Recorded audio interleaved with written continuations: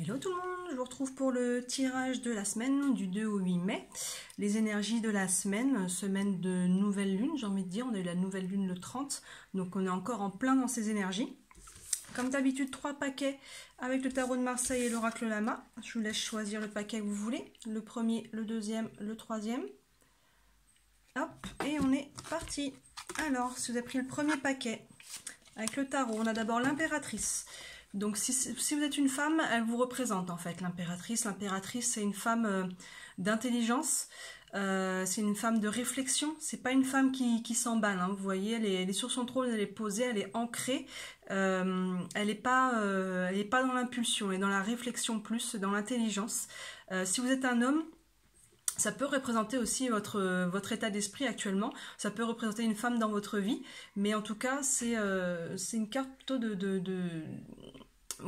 d'intelligence, d'ancrage. Elle réfléchit avant d'agir. Et c'est associé à la carte lune de sang. Lune de sang, la lune de sang va nous parler plus du côté sombre, un petit peu des douleurs, des blessures intérieures. Donc je pense que si vous avez tiré ce premier paquet, il s'agit plus cette semaine de travailler sur votre intériorité, peut-être sur des blessures. Il y en a peut-être la nouvelle lune, c'était une lune noire en plus, vraiment qui fait ressortir un peu tout ça, nos blessures, toutes les choses, nos émotions qui étaient peut-être encore stagnantes. Vous voyez, donc cette semaine, ça va être plus un travail d'introspection, de réflexion pour vous par rapport à tout ça, par rapport à tout ce qui est encore un peu à vos ombres en fait, quelque part, qu'il va falloir mettre en lumière. Mettre en lumière, osez les regarder parce qu'il n'y a que comme ça que vous pourrez en prendre conscience déjà et pouvoir travailler dessus et opérer une guérison. Donc voilà, le premier état, on est plus sur le côté... l'impératrice nous dit vraiment que vous prenez ça au sérieux en fait, vous le faites. C'est pas quelque chose que vous mettez sous le tapis parce qu'on est vraiment sur une carte d'intelligence et de réflexion, donc vous êtes capable et prêt en tout cas à faire ce qu'il faut pour aller regarder ça. Ça travaille en profondeur. Ensuite, le deuxième paquet, on a la carte du diable. Le diable, pour tout ce qui est affectif, il va nous parler un peu de passion, de tension. C'est pas forcément très positif. Ou alors de tout ce qui est sexualité. Et après, tout ce qui est plus professionnel ou financier. Là, c'est plutôt positif. On va avoir des contrats, on va avoir de l'argent qui rentre, on va avoir tout ça. Et là, je pense qu'on est là-dessus parce qu'on est associé à la carte créativité. Vous voyez? Donc, il peut y avoir, vous pouvez avoir peut-être au niveau professionnel une nouvelle idée. Vous voyez, quelque chose de tout, qui est la lumière qui s'allume.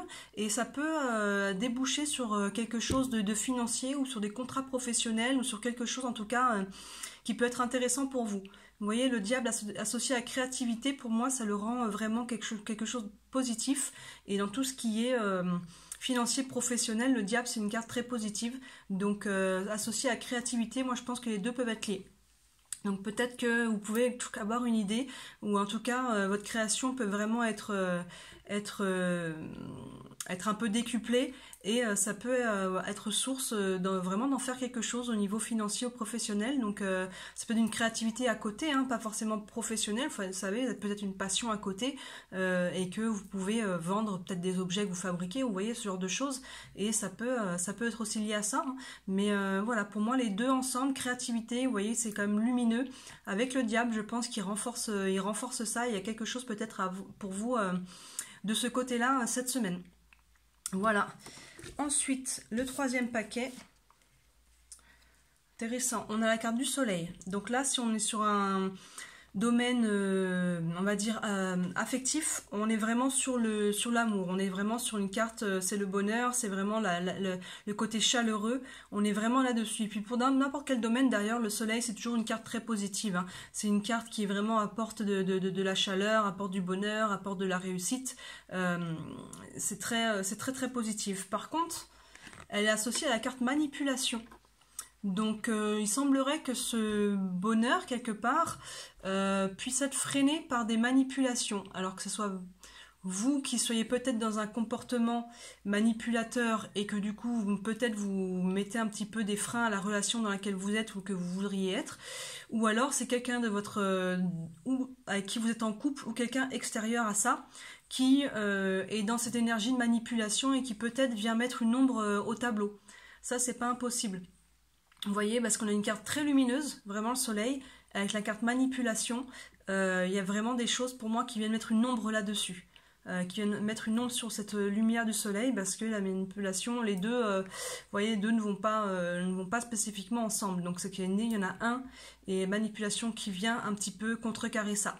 Donc attention, si vous êtes dans une relation, attention au commérage, attention à l'influence des autres autour de vous. Ne vous laissez pas influencer par leur jugement, par tout ça. C'est le cœur, hein, le soleil aussi. Hein. Écoutez votre cœur et ne vous laissez pas influencer par toutes les manipulations. Et si vous vous sentez manipulé actuellement, que vous en rendez compte, ayez le courage de couper ça et de dire non, ça c'est pas ok. Ça là, je me rends compte que tu essaies de me manipuler, tu essaies de me faire du chantage affectif, vous voyez ce genre de choses.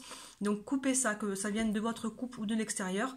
Ou peut-être vous rendre compte que vous êtes peut-être dans un schéma dans vos blessures où vous essayez un peu de manipuler les gens pour obtenir ce que vous voulez, vous risquez de mettre une ombre au tableau.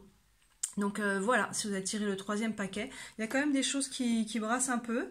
Voilà, la nouvelle lune, hein, la dernière pleine lune est très forte et cette nouvelle lune, elle est vraiment dans la continuité de ça. Et donc il peut y avoir beaucoup de changements aussi pour vous en ce moment, sur ce mois de mai. Il peut y avoir vraiment... entre la pleine lune et la dernière nouvelle lune, du 30, il peut y avoir vraiment des choses mises en mouvement qui risquent de se concrétiser très vite en fait. Là, entre la nouvelle lune et la prochaine pleine lune qui est le 16 mai, je crois, là, dans les 2 semaines à venir, il peut y avoir du mouvement pour un peu tout le monde dans tous les domaines. Voilà, bah écoutez, comme d'habitude, dites-moi si ça vous parle. N'hésitez pas à liker, à commenter, à partager. Moi, ça m'aide à gagner en visibilité et à faire vivre un petit peu mes réseaux et ma page YouTube. Voilà, bah, je vous souhaite une très belle semaine et je vous dis à très vite. Ciao!